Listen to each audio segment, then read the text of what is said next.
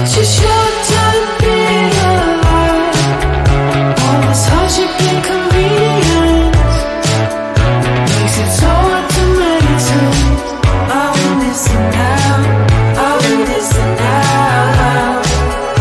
And I know it's just a matter of time before we tumble across the borderline.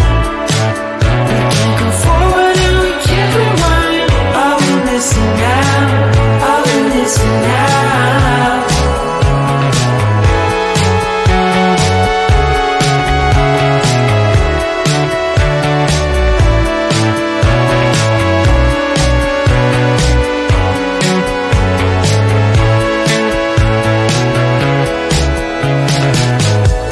Just close your eyes.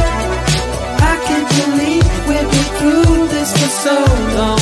Pressure's on, you better step up. Probably stop writing the stupid song. Just close your eyes and you'll be fine. Such a short time being alive. All this hardship and inconvenience makes it so hard to meditate. I will listen now, I will listen now. And I know it's just a matter of time before we tumble across the borderline. We can't go forward and we can't rewind. I will listen now, I will listen now.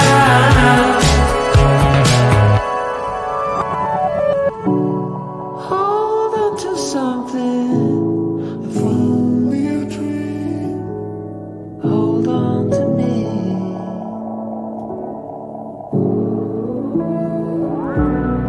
Better than nothing, how it really may seem.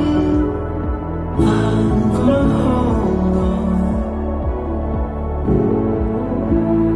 hold on to you.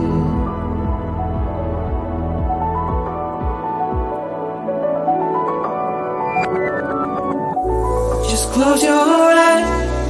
I can't believe we've been through this for so long.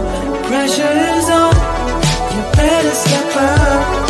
Probably stop writing